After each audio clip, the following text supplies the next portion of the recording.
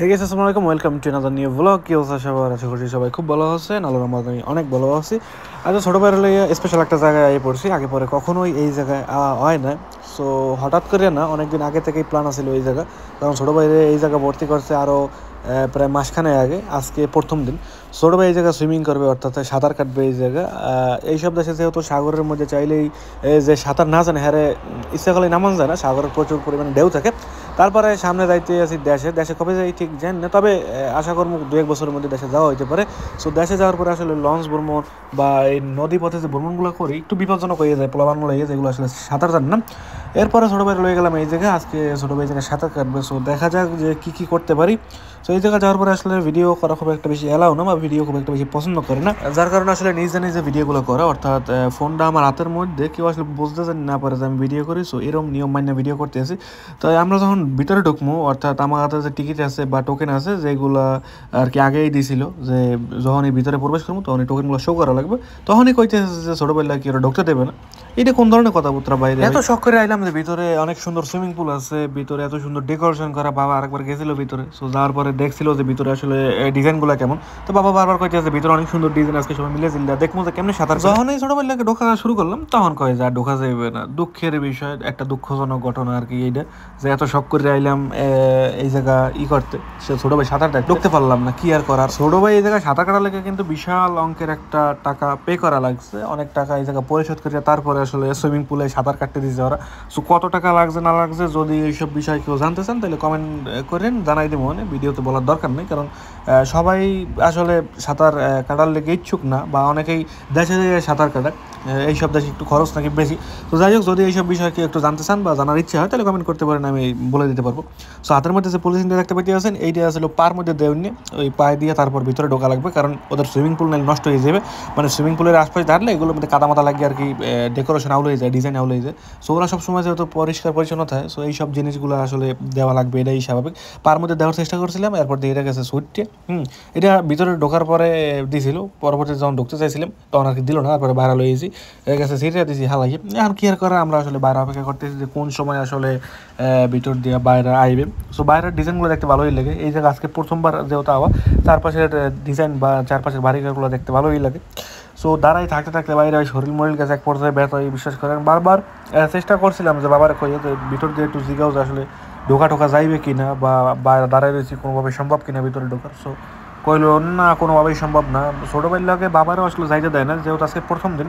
এরপরে বাবারে ঢুকতে দিল, আর নয়তো পরের বারে মনে হয় ছোটো ভাইয়ের একা ঢুকতে হইতে পারে, জানি না পরের বার আসলে কি হয় না হয়। ভিতরে ঢোকার পর আসলে জামা কাপড় সমস্ত কিছু চেঞ্জ করা লাগে, সুইমিং করার লাগে এক পদের টুপি লিয়ান আছে মাথায় দেওয়া লাগে, তারপর পোশাক আশাক সমস্ত কিছু আলাদা, জোতা হইতে শুরু করবে। সো আমরা প্রথমে ভাবছিলাম যে এই জায়গায় দিয়ে মনে হয় সমস্ত কিছু দেবে, জোতা পোশাক যেখানে যা আছে, বাট ঢোকার পরে ওরা কইলো যে আজকে হইবে না, পোশাক আশাক যেহেতু আনে না, পরবর্তী দিনে পোশাক তারপরে মাথা টুপি যেগুলো এইবে ওই দিন এটা শুরু করবে।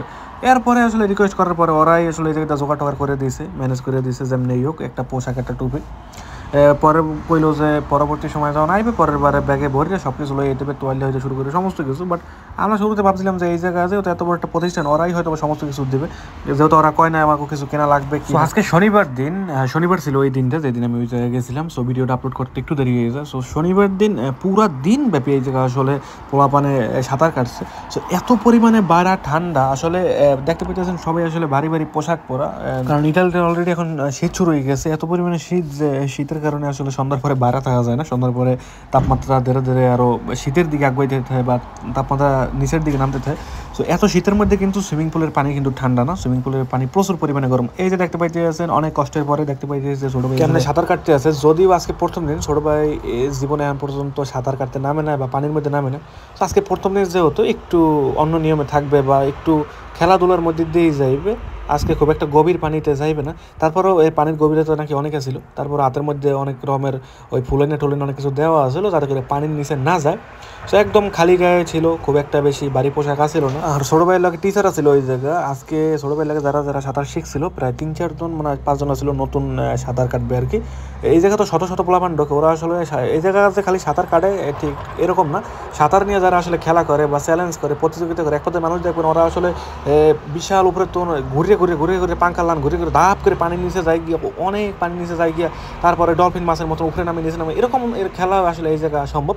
সো আজকে যেহেতু ছোটো ভাই এই জায়গায় সাঁতার শিখতে গেছে, ছোটো ভাই লাগে আরও 2-3 জন আসছিল যারা আর কি প্রথম সাঁতার কাটবে, 2-3 জন নাম সম্ভবত আরও বেশি। ছোটো ভাই কিন্তু এই জায়গায় একা সাঁতার কাটবে না, লগে ওই জায়গায় টিচার আসছিল, টিচার সমস্ত কিছু বুঝাইতে, যদি কোনো সমস্যা হয় টিচার সাহায্য করবে। সো এর মধ্যে আমি হঠাৎ করে গেলাম গিয়ে ট্রেন স্টেশনে, কারণ এই জায়গায় একটু কাজ ছিল। সো ট্রেন স্টেশন অনেকদিন পাওয়ার পরে জিনিসটা দেখতে ভালোই লাগছিল, কারণ ছোটো ভাই ওই জায়গায় প্রায় 1 ঘন্টার মতো সাঁতার কাটবে। সো এতক্ষণ আমি বই বিয়ে করবো কি, আম্মু ওই জায়গায় দাঁড়ায় রয়েছে, আমি আইলাম একটু এই জায়গায়, একটু কাজ ছিল, কাজটা কমপ্লিট করার লেগে।